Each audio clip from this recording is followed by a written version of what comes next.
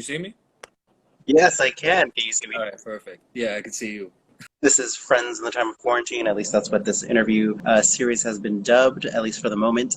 My name is Freddie Mancia. I am the host and also co-founder of Hashtag Binge, a production company. Friends in the Time of Quarantine is actually one of the interview series that I am doing. I am joined right now with Max, who was actually there last night at Barclays during the protests. And first off, how did you know that Barclays was going to be a hub of resistance? People typically tend to gather outside of Barclays. In New York City, there are usually three or four places that we tend to gather. Union Square is one of them, City Hall, Borough Hall in Brooklyn, and Barclays. There's some others in other boroughs as well, like Long Island City in Queens and South Bronx, but I don't spend too much time. I'm a Brooklyn kid, so I tend to stay here. I actually saw it on the Instagram story of my friend Ellie, who I ended up going with. Once we got there, there were already about 500, 1,000 people there. What was the police presence at the beginning? On Atlantic Avenue, the whole time I was walking down it, I saw several cop cars speeding by with the sirens on, all going towards the direction of Barclays Center. I kind of knew what I was walking into before I even got there. Once I got there, the police were setting up the barricades and everything. They already had the MTA bus lined up to take people away, but they were not arresting people. What did actually happen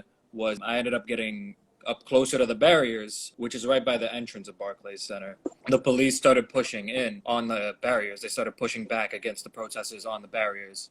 Were the So, protesters pushing first, or was it instigated by the from police? what I saw, I saw it was the police who instigated it first, but the eyes can be deceiving. From Right. what I understand, it was the police that instigated the whole incident. So they started it, from what I understand, as a way to distract us. They were trying to pull from the crowd to arrest. So they would push in and show aggression.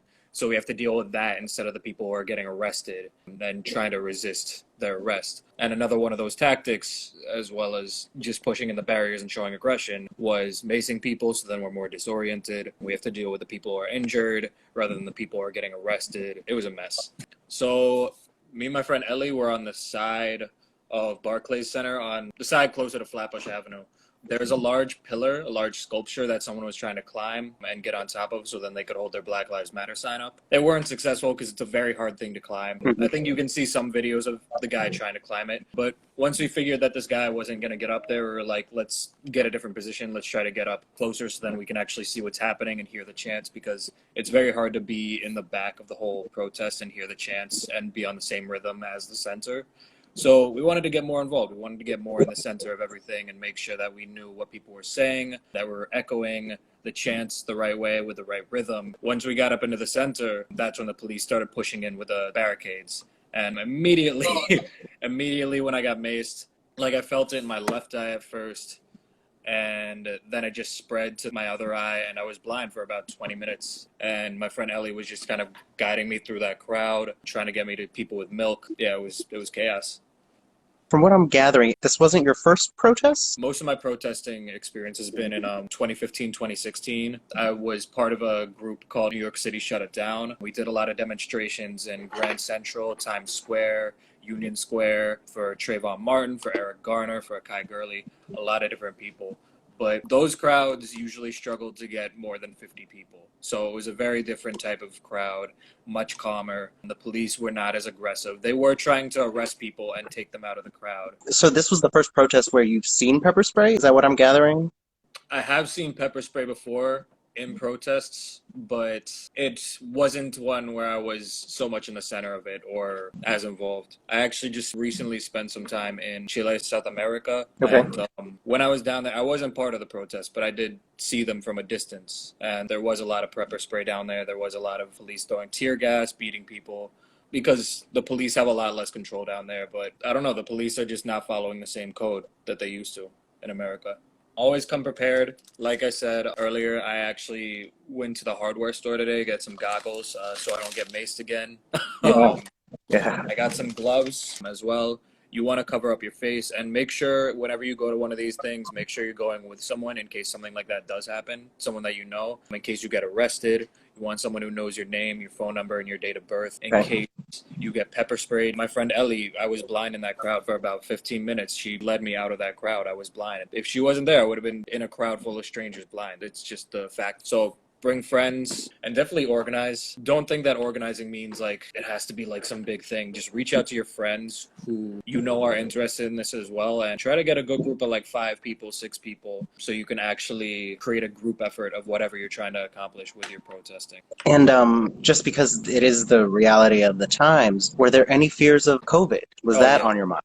Definitely. I live at home with my mother. She's up there in age and she smokes a lot, so COVID is always a very real reality for us. Every time I go out, I always make sure I have plastic gloves on, a mask. Yesterday, when I got back, I made sure I took a shower immediately because I was in a big crowd. I didn't want to track anything in. And right now, we're still kind of distancing a little bit in my house because I Yeah. want to make sure that I'm not spreading any contagions or anything like that. But yeah, COVID was definitely on my mind yesterday, but I do think that this is more important. I do think that this is very, very important to go out there and make sure that we all have a presence and we're all doing what we can to make sure that this injustice is met with resistance. I think a big step in the right direction would be getting rid of the private prison system. A lot of people who say that the looters are doing wrong things. What you're not really thinking about is that places like Target and Arby's and McDonald's, which are getting set on fire, they all have parent corporations which are invested in the private prison industry. They all make profit off of the private prison industry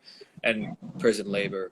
I think a very, very big step in the right direction would be to get rid of the private prison system and do a complete overhaul of the policing system. We have way too many cops in New York City alone. I've read in various sources that the New York City Police Department can rival certain countries' armies, like armed forces, which I think is just insane. We don't need that many police officers. And I think there needs to be more qualifications to become a police officer as well. It needs to be a harder job to obtain just because it shouldn't be something that people go to as a last resort type of thing. It shouldn't be something where it's like, I'm not doing anything in my life. I might as well do this so that I can get some sort of power above other people who don't have a badge.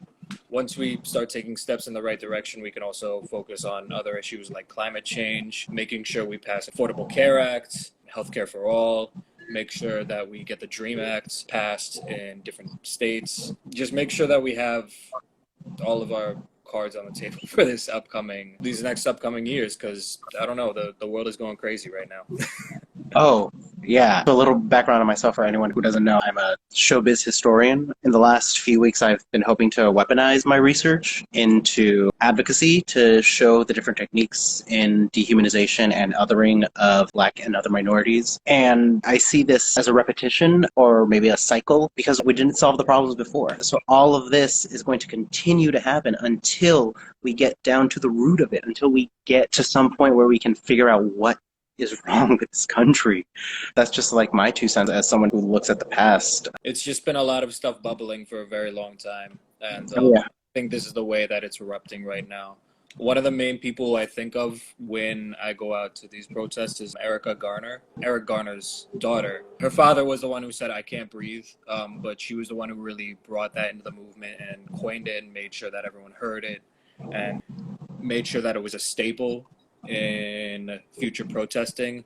Unfortunately, Erica Garner died in 2018 due to, I believe it was heart complications. I'm not sure, but I just find it very tragic that this daughter had fought for justice for her father her whole life, and in the end, she ended up passing away, and she never got to see justice for her father. The cops that killed Eric Garner never got convicted, and I don't know. Every time I go out there, I just think of her. Yeah. I live very close to the Brooklyn Bridge. The protesters started at City Hall in Manhattan, crossed the bridge, and then walked down Atlantic Avenue. So a lot of the cops were waiting at the end of the Brooklyn Bridge for the protesters to get off, and then they followed them from there. But a lot of cops stayed behind because this is also one of the main districts with a lot of courthouses. We have central bookings here as well. So we have a lot of police presence on the regular just because this is kind of their headquarters in Brooklyn. Yeah. Yeah. And any fear of retaliation as someone who was there and filming, and who knows what type of facial recognition there was happening. I'm assuming there were no jammers because people were live streaming, but any fears as to As of right now, No, I'm not too worried. I'm going to take more precautions to make sure that I don't get identified within future protests, and I'm going to try to cover up all revealing tattoos or anything like that. But the main thing that's on my mind, rather than fear, is we got to change these things, man. We got to make sure that people out there, the people who need to be heard, are being heard. The people who have something to say are saying it. Everything just needs to change. I'm more than fear. I'm just angry. Yeah. Yeah. As a brown man, I know that until it's okay to be black, it's not okay to be brown. So, I appreciate and for answering some questions. I guess we'll end it there, but stay safe. Yeah, you too. Thank you so much for having me on, and keep on fighting the good fight. You too, man. You too. Yeah. Talk Take to you care. soon.